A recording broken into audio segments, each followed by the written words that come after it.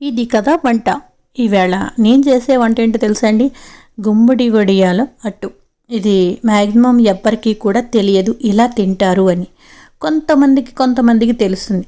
చేసే ప్రాసెస్లోకి వెళ్ళిపోదామా? ఫస్ట్ వడియాలు ప్రాసెసేనండి మొత్తం అంతాను పెట్టేది. గుమ్మడికి అయితే మాత్రం నేను మగపిల్లల చేత చేయించాలి, కొంచెం కత్తి ఘాటు పెట్టించాలంటారు. ఆ విధంగా అయితే మాత్రం మా అబ్బాయి చేత అయితే చేయించాను.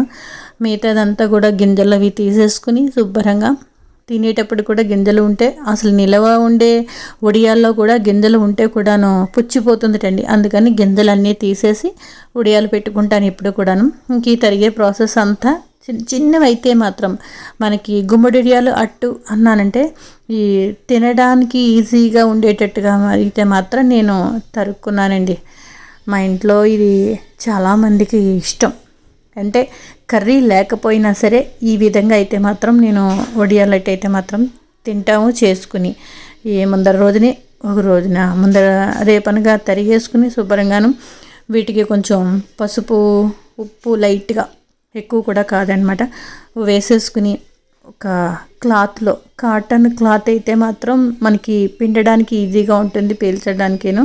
ప్లస్ అయితే ఇలాగా కాటన్ క్లాత్లో వేసి నేనైతే కొంచెం గట్టిగా ముడి పెట్టేస్తాను అనమాట. ముందర ఉప్పు వేసుకోవాలి, పసుపు వేసుకోవాలి. ఎందుకంటే ఉప్పు వేస్తే మనకి అక్కడ వాటర్ కంటెంట్ అంతా కూడా మొత్తం ఈ ఉప్పు తగిలేటప్పటికి మొత్తం వచ్చేస్తుందండి. అదంతా వాటర్ తీసేసిన తర్వాత మనం చేసుకుంటే, పిండేసిన దాన్ని చేస్తేనే మనకి కొంచెం వడియం అయితే మాత్రం రోస్టెడ్గా వస్తుంది. లేదంటే వాటర్ కంటెంట్ ఉంటే అసలు రాదనమాట. సేమ్ ఆనపకాయ ప్రాసెస్ లాగే అనమాట. ఈ విధంగా క్లాత్లో అయితే మాత్రం వేసి నేను కట్టేసుకున్నానండి. రేపొద్దున్న దీని సంగతి చూద్దాం. ఈ రోజుకైతే మాత్రం ఈ విధంగా కొంచెం కట్టేసి గట్టిగా పిండేసి కొంచెం బరువు అయితే మాత్రం పెట్టేశాను రోలు. కొంచెం చూసారా ఉప్పు తగిలేటప్పటికి వాటర్ అయితే మాత్రం ఎలా వచ్చిందండి. పిండుతుంటే చూడండి ఈ విధంగా వాటర్ అయితే మాత్రం వచ్చేస్తుంది. అసలు తరిగేటప్పటికే వాటర్ ఈ విధంగా ఉప్పు తగిలేటప్పటికే వచ్చేస్తుంది. కొంచెం చిన్న కాయ అనమాట. ఎప్పుడు కావాలంటే మేము అప్పుడు ఈ విధంగా అయితే మాత్రం నేను చేసుకుంటూ ఉంటాను. ఇలా రాయి రుబ్బురోలు పత్రం అయితే మాత్రం బరువు పెట్టేశాను. మా అమ్మగారు వాళ్ళు చేసే టైంలో అయితే మాత్రం బిందులు పెట్టేవారండి బరువు. కొంచెం కారం ప్రాసెస్ అయితే మాత్రం నేను ఎండుమిరపకాయలు, నెక్స్ట్ పచ్చిమిరపకాయలు, కొంచెం జీలకర్ర, మినపప్పు, పొట్టు మినపప్పు అయితే మాత్రం కడిగేసుకుని పొట్టు మినపప్పు అయితే మాత్రం పొట్టు తీసుకుని పెట్టుకున్నాను. వాటర్ అది లేకుండా చేసుకొని పెట్టుకుంటే బాగుంటుంది. ఇవన్నీ మనం మిక్సీ చేసేసుకుందాం పేస్ట్ లాగా. మినపప్పు కూడా కొంచెం మినప్పిండి గట్టిగా మినప్పిండి ఆడేసుకుంటే బాగుంటుంది అనమాట. తీసుకొని నేను మినప్పిండి ఎలా ఆడానో మీకు నేను చూపిస్తాను. మినప్పిండి ఆడింది కూడాను.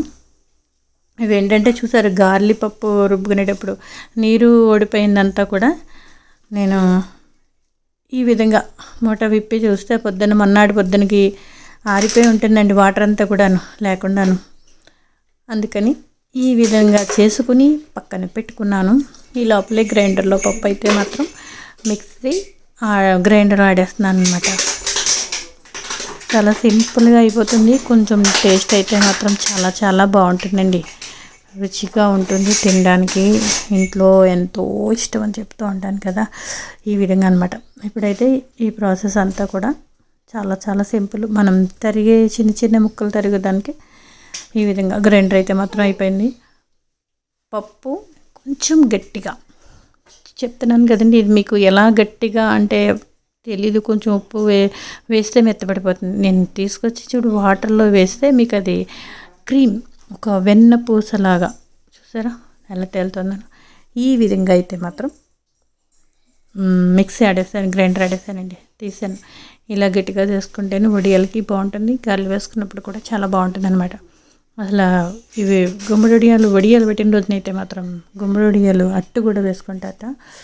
అది ఈ విధంగా చేసుకోవచ్చు అనమాట. అయిపోయింది మొత్తం. ఇంకా కారం కలపడం అనమాట. నేను ఇంగు కూడా వేసాను కారంలోను. మిక్సీ ఆడుకునేటప్పుడు చెప్తున్నాను కదండి, పైన జీలకర్ర, ఉప్పు ప్లస్ కారం, ఎండుమిరపకాయలు, కారం కావాల్సిన వాళ్ళు కొంచెం ఎండుమిరపకాయలు కారం వేసుకుంటారండి. ఎందుకు కలర్ఫుల్గా కూడా కనపడుతుంది. పండు మిరపకాయలు ఉంటే మాత్రం అసలు అవసరం లేదు. ఎండుమిరపకాయలతోటి పండు మిరపకాయలు అక్కర్లేకుండా నేను పండుమిరపకాయలు లేవు కాబట్టి ఎండుమిరపకాయలు కూడా కొంచెం మిక్సీ అయితే మాత్రం నానబెట్టేసాను. ఒక్క 10 నిమిషాల ముందరనమాట నానబెట్టి చేసుకుని నెక్స్ట్ జీలకర్ర కూడా మిక్సీ ఆడేసాను. ఆ పైన ఇంగువ వేస్తానండి. ఇంగువ ఇష్టం నాకు. ఇంగువ అంటే ఇష్టం ఉంటే వేసుకుంటారు, లేదంటే లేదు. కాకపోతే ఇంగువ వేసుకున్న వడియాలు బాగుంటాయి అన్నమాట. ఇంగువ వేసి ఈ విధంగా పౌడర్ అయితే మాత్రం శుభ్రంగా కలిపేసుకొని వడియాలు వేసుకొని తింటే చాలా చాలా బాగుంటుంది. మీకు చెప్తూ ఉంటాను కదా, రుచి ఒక్కసారి ఈ విధంగా తింటే అబ్బబ్బా, ఇది ఎక్కడ మీకు డబ్బులు ఇచ్చినా కూడా దొరకవండి. ఇలాంటి ఫుడ్డు అస్సలు దొరకదు. చెప్తాను కదా, నేను కొంచెం ఇంట్లో వండుకునేటప్పుడు వేసన్ నూనె అయితే వాడుతూ ఉంటాను. అదైతే మాత్రం వేసుకుని నెక్స్ట్ అట్టు వేసుకుని తినేసిన తర్వాత చెప్పాలి, మీతో మాట్లాడాలనుకున్నాను. మొత్తం నేను తిన్న తర్వాత ఈ వీడియో ఎడిటింగ్ చేస్తున్నానండి. ముందరే చేయను, ఎందుకంటే నేను ఆస్వాదించి తింటేనే కదా మీకు చెప్పగలను ఏదైనా కూడాను. అందుకని నేను తినేసిన తర్వాత మీకైతే మాత్రం వీడియో చేస్తున్నాను అనమాట. చూసారా, ఇలా వేసుకొని సిమ్లో పెట్టుకొని కాల్చుకున్నాం అనుకోండి, లైట్గా గోల్డిష్ కలర్ వచ్చే వరకు కాలుస్తానమాట. మనం ఎక్కువ ఆయిల్లో వేసుకొని తింటూ ఉంటే అది అంత ఆయిల్ పనికిరాదు కదా. ఎవరికైనా సరే ఆయిల్ కొని తగ్గించమంటూ ఉంటారు. ఈ విధంగా అయితే మాత్రం వేసుకొని నేను వేడి అన్నంలో కలుపుకొని తినేసానండి. చాలా బాగుంది గుమ్మడి వడియాల అట్టు. మీరు ఎప్పుడైనా ట్రై చేయండి, లైక్ చేయండి, వీడియో షేర్ చేయండి.